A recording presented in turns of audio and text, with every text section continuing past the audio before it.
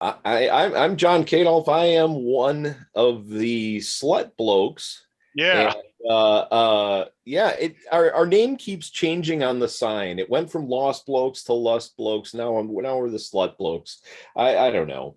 Um, Look, but if you get a title, you might as well live with it. I'm just saying. yeah, I don't know. It just keeps changing. I'm Dan Carlson. I am a member of the Lost Blokes. So anyway, hi, I'm Dave Nesbitt. I am also a member of the Lost Blokes. Our numbers vary, but we are taking over the world. I am currently drinking a Nordic Misfit IPA, which is a pleasant surprise to me because usually I really don't like IPAs, but this one's quite good. Yeah. And I'm also having a G&T in my Iron Maiden the Trooper glass because, of course. I don't know. I keep thinking of. Did you ever see the bit that Jimmy Kimmel did years and years ago, where every night he would close out the show by saying that they had to bump Matt Damon? What about Matt Damon? That they had to bump Matt Damon because they ran out of time. We should say that about John. Yeah, we had to bump John. We only have enough time for Dave today. Yeah, sorry, John, you're screwed.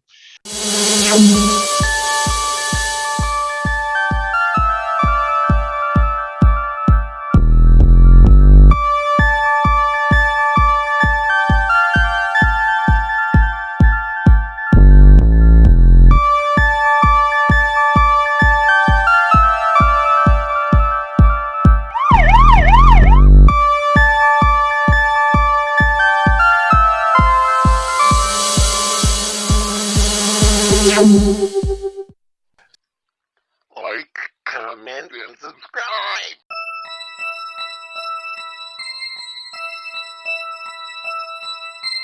Oi, mister! You me dad? Okay, so anyway, Stalker is a film during the Soviet era about a area that has basically had a UFO or some sort of extraterrestrial event happen on it, and the government has blocked the whole thing off.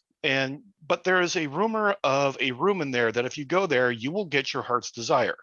Now, of course, it may not be your conscious heart's desire; it's what your heart truly desires is what you'll receive. And there's a guy, there are a bunch of people, but the primary one here is a guy that we'll just refer to as a stalker. And his job is to guide people from the city into the zone and then to the room. And he takes along a scientist and a writer, both of whom want to see the room for themselves.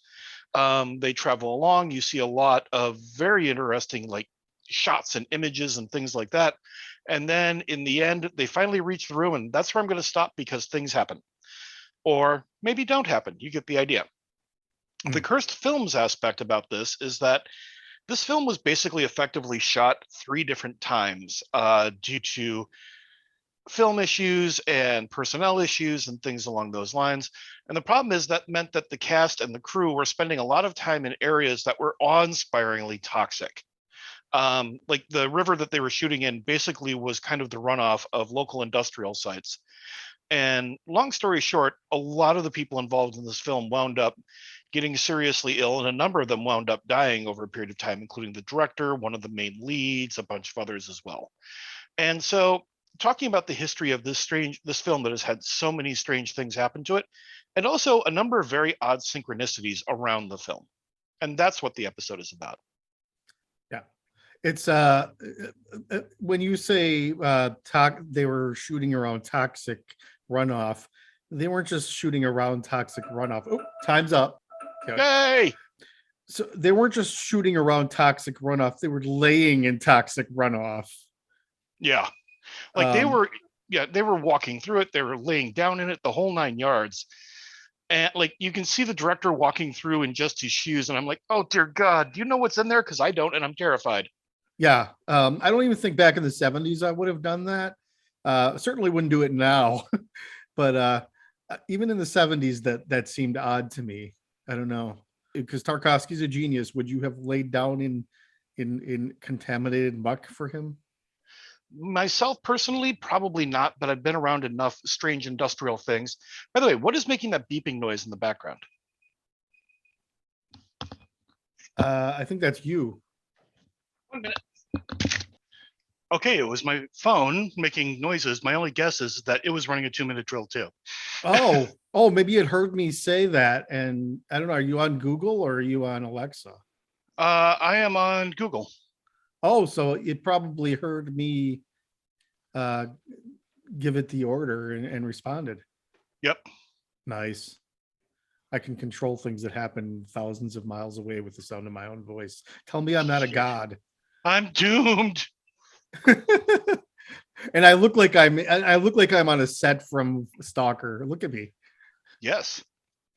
I'm tempted to say that the movie wasn't so much cursed as it was um, put under the auspices of a director who, genius though he was maybe contributing to some of the problems. I would say yes. I mean, the story of him and the first cinematographer on the film is kind of interesting because he basically took over the cinematographer's duties, and then the cinematographer got bored, and then he wound up firing the cinematographer over some stuff that seems remarkably petty. Yeah. The idea that there was a film stock that they used that he felt was discolored as a result of the developing process, which is something that the cinematographer had nothing to do with. Not only that, but the cinematographer wasn't filming the movie, the director was. So if the footage is bad, whose fault is it? Yeah. That, and I'm just kind of surprised that they wound up shooting for 6 weeks without seeing a single day's worth of rushes, which is right. absolutely Yeah. unheard of. Yeah. Like, why wouldn't they have reviewed that at least once? Why didn't they film a test clip or something like that before they continued on? This is a brand new film stock, stock. film stock that they haven't used before. Aren't they going to film something and get the results back so that they can at least see what it looks like compared to what they're used to? Yeah. What's also kind of neat about this is that it was filmed in the Ukraine right before the invasion. So you're kind of getting the last glimpses of American film production in Russia or that area before all of the current conflict happened. It's the timing on this, because one of the things they talk about in the show is all the synchronicities around it. Like, they do a Passover shot of a piece of newspaper in the river, or a piece of calendar in the river, and the date on it is December 28th, and the director would wind up dying on December 28th, 1987, which is one particularly twisted one.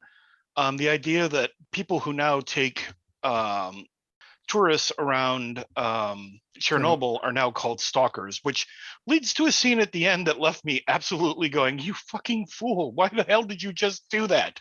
Yeah, and I don't have a problem spoiling it. A guy drinks of contaminated water around the Chernobyl area. And I'm like, I'm sitting there watching this, and he doesn't like sip. I mean, he really knocks back a cup. Yeah. And I'm like, I was just sitting there, just in absolute terror for this poor guy. Yeah. There's a scientist that has a YouTube channel, and I'll put it in the link in the show notes as soon as I find out. I don't remember what the name is, but a lot of the videos he does are just what would happen if this, what would happen if that, kind of clever stuff. But one of the ongoing things that he does is he has gone to Chernobyl multiple times, like in the last year, and it's actually it's not safe, but it's safer than you'd think it is if you observe certain behaviors.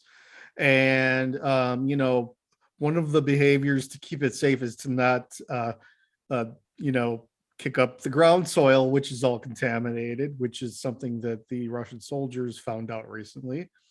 And another thing would maybe not drinking water around the area.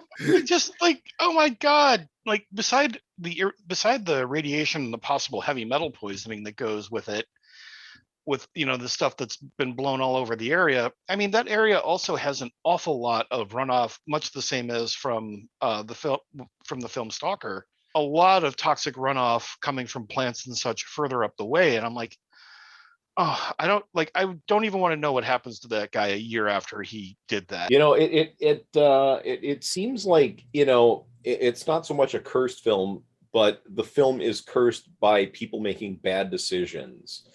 And which was the you case in a few of these movies that they right. Well, Yeah. and I'm just saying that it isn't, I don't think it's a supernatural occurrence. I think in this case, for sure, it's just bad decisions. And neglecting their duties, not doing their job, as opposed to doing everybody's job. Letting people do what they're being paid for, and trusting the process. the process. Thank you. I think I've said something like this before, that the cursed film series is interesting to me when they focus more on films that seem to have had a supernatural impact on the people who are involved, and or the people who are viewing it, or doing certain things that supposedly unlock the supernatural ability in a film or a series or whatever. I find it less interesting when it just kind of reviews all of the misnomers about the film. Well, like, for example, when they did this season first episode, Wizard of Oz, I found that episode really boring. I did as well. Yeah, and it didn't really. It could have been better if it were shorter, if it were like 20 minutes. Yeah, Yeah, but I think a lot of it is that there's so much mythology that has grown up around that particular film. sure. That's true. But it's all stuff that we've heard before. There Yeah. wasn't anything new. It was all just dribble. And but this one was a little bit more interesting in the fact that, they kind of went into what the actors went through to make that movie. Yeah. And what they were willing to do for that director, in the face of danger. Well, I wonder how much I mean, part of that is, America does that too. Kubrick certainly, with The Shining and the way he treated Shelley Duvall. But I mean, I'd but do some really shady shit to work with David Lynch. I'm just saying. yeah, but I wonder how much of this whole stalker situation is due to the fact that you're living under Russia at the height of the Cold War, and you're going to maybe take more risks making your film because it's not as easy to get shots and it's not as easy to get things done safely or with more time and effort. Not to excuse it in any way, but I feel like that may have been a psychological thing that kind of is in the back of their mind while they're filming. Sure. Any filming under duress, sort of, so to speak. Anything in that old regime, well, and in the new regime, is under duress of some sort. But I like when he was explaining how shots were made, and he was like walking us through the same areas and describing how a shot was taken. And the guy kind of cracked me up in one shot. He was talking about he was talking about moving a camera or whatever, and he was making like these raspberry sound effects. He was like, I was like, oh okay. I kind of cracked up in the scene where the guy was telling the story and his wife or some other family member came in and goes, no, you can't tell it like that. That's not right. You got to make sure you're accurate. He's mixing up the dates. I loved that couple, by the way, the two of them. He had he'd been on the film. Yeah. And she was kind of like helping him keep the mythology straight. But you could tell these two have been married together for a long, long time. Yeah. Now, Dave, the stalker of the title is not the way we would normally think of the word stalker. It refers to a person that is giving tours of this forbidden zone, kind of like Blade Runners are doing something that doesn't sound like what Blade Runners do. Yeah. And I think that the stalker, basically the idea is that the stalker in this case, it's more, instead of somebody who is doing creepy shit and following you around here, there, and everywhere, Mhm. is a person whose job it is to basically be the equivalent of like a hunt guide. You have an area that these people want to visit and explore, but they don't know anything about it. So they hire a person who does. Mhm. And he's one of a very few people who actually know this area. And the idea that, uh, you know, I remember in the translation, part of the issue with finding the room is that the room may or may not be in the same location every time. Okay. And so, and I might have gotten that wrong, but that was something that I definitely got a sense of. And so the stalker's role is to guide them through this. And to a degree, I think part of the story is that you allow the zone to change you as you go through, as you get closer and closer to what it is that you want. And that's the stalker's job, is to guide you along the way. Now I haven't seen the movie. I don't think John has either.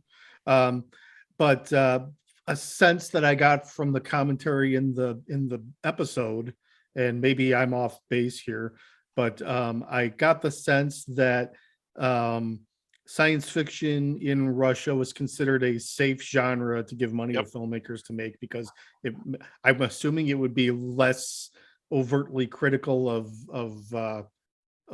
political systems or whatever, but that particularly a director like Tarkovsky would then use science fiction as a way to do that. I think that a significant part of it is that science fiction allowed for a notion of being able to write a history, and that history would reflect, Soviet values. Part of it was that you could do things in a science fiction film that in other films would be viewed as being supernatural, but here you could explain away with science or genetics. And that allowed filmmakers to get away with an awful lot, while at the same time being able to point at a future that might have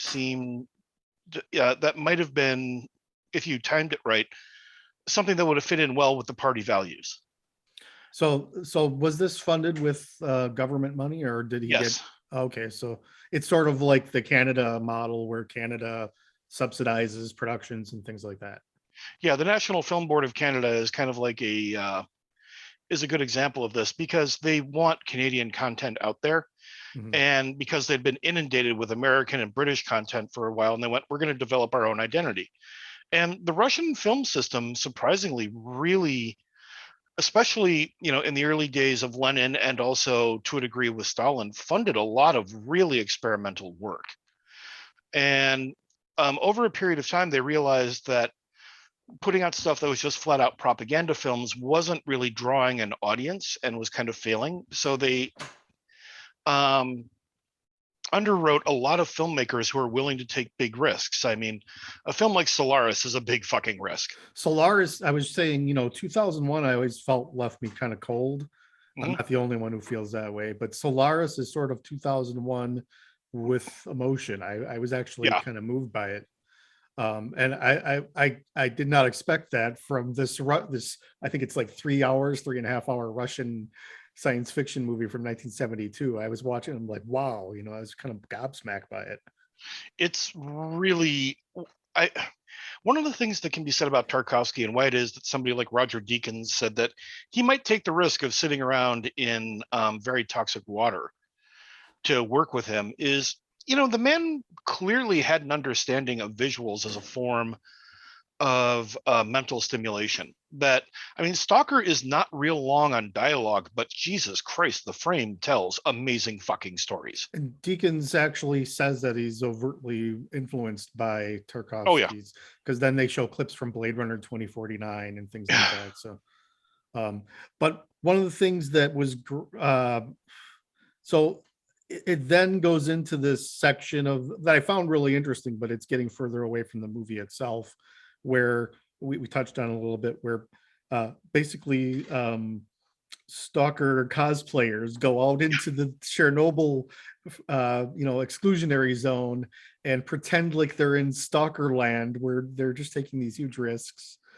And That's, I mean, yeah, I mean, I have done some crazy shit in LARPs and such before, but I think I'm going to draw the line at getting close to a nuclear reactor that fucking exploded. I was waiting for the moment where someone would start licking the elephant's foot, you know. Right. I was really surprised to see that filmmaker who was standing on top of the building filming down into. Uh-huh. Yeah, I'm like, huh, no, don't do that. I mean, they have encased the disaster site in what they call a sarcophagus, this gigantic cement thing to kind of protect against the worst. But even, you know, even still, you know, they don't recommend going in there for long stretches of time, or Yeah. you know, and it's just you know, to go in there. The guy said he would listen to the sound from the movie. I don't know if it was the actual soundtrack or the actual sound from the movie for like 2 or 3 hours while he walked around. I think he Know. said he was talking about the soundtrack, but also the sound in this film. I mean, just the background sounds Mhm. really do raise the tension. It's that thing, that feeling you get when you're out walking in the forest, and at first it's all very quiet, and then the bugs begin to get acclimatized to you, and you hear the sound coming back up. Yeah. You know, like I said earlier, you know, it seems like the curse of the film is in making bad decisions based around, you know, the film. You know, like these people you know, LARPing in that area. But then they also even kind of went into the video game Stalker 2. Yep.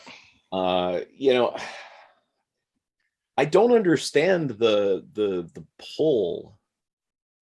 I don't understand the pull that, I mean, okay, so I do understand the whole idea of going somewhere that is risky.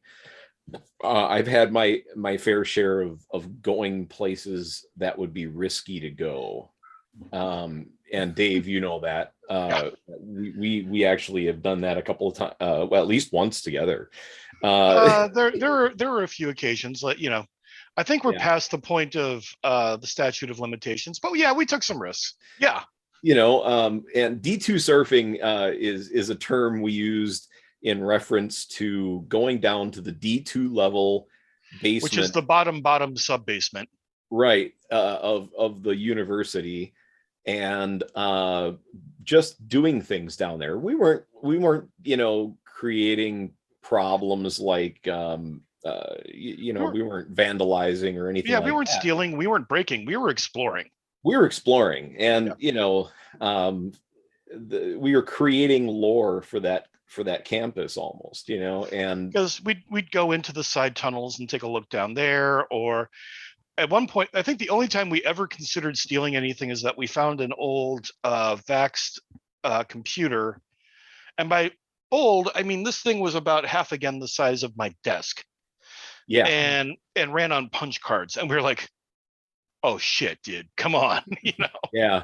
yeah, well, they're just storing it, you know, indefinitely because they don't know what to do with it. Yeah. You know, but there's a draw to anytime somebody says, well, this area is kind of restricted and this and that, and immediately part of you goes, well, what's in there? I want to see right. it. One of my Yeah. favorite things to watch on YouTube is all of these abandoned building tours where people kind of they're breaking the law. They break into these places, but they're not It's stealing like the anything. Dead Malls tour. Yeah. And then they'll go in, and it's usually in an abandoned mental hospital or something, and they still have the, you know, the setups with all these weird machines and everything like that, and you can almost feel the black mold entering your lungs as they walk through. And Yeah.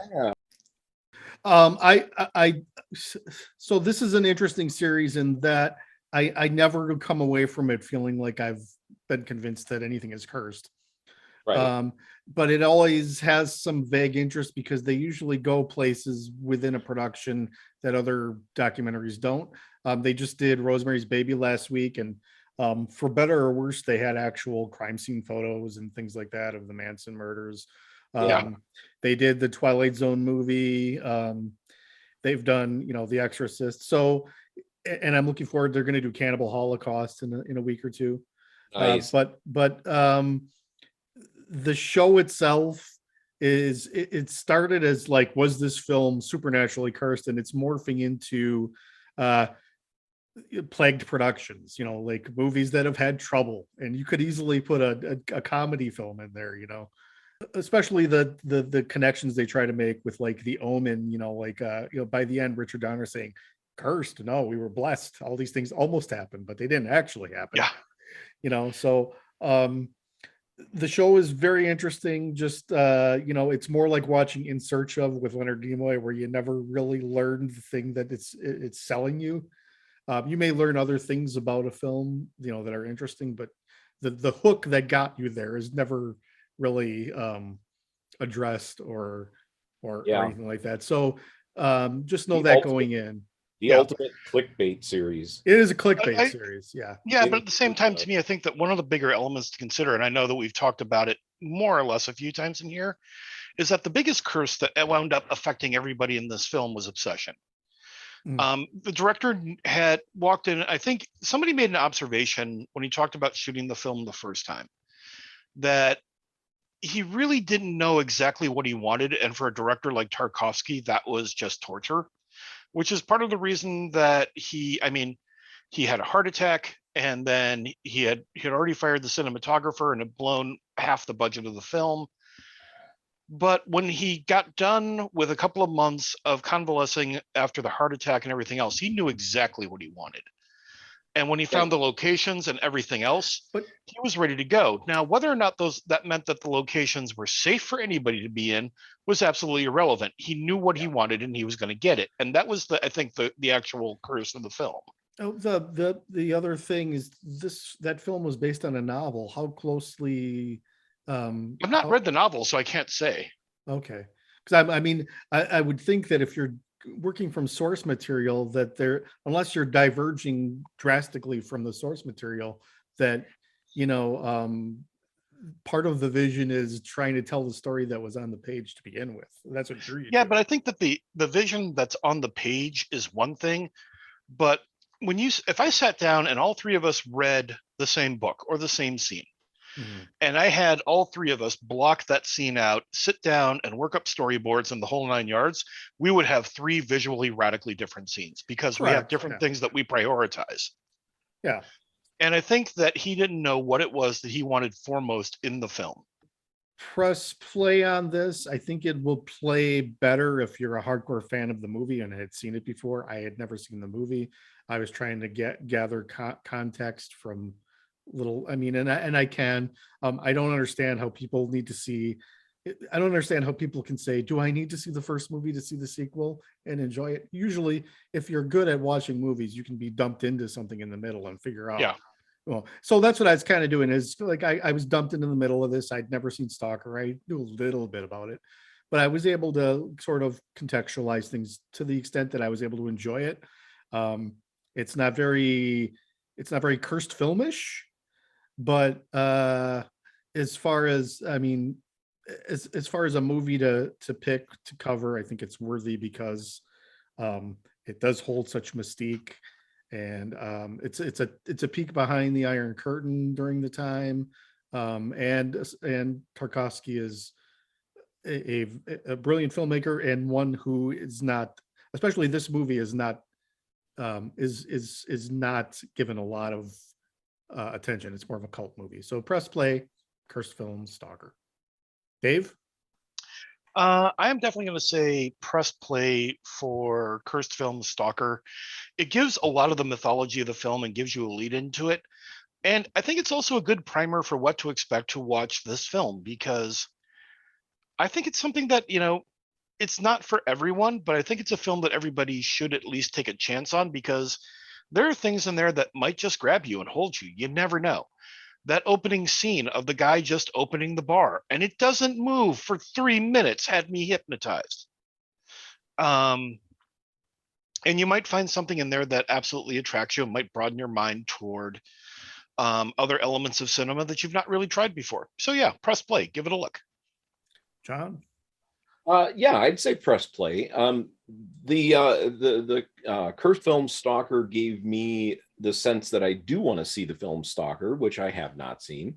And usually I get into these cursed film shows a little bit more when I have seen the movie, but I actually am kind of glad that I hadn't seen the movie going into seeing cursed film Stalker, because it really made it seem very very interesting. Whereas if I had just kind of been scrolling through it and saw Stalker and read the synopsis of it, I might not have watched it. But now I do want to go out and watch it.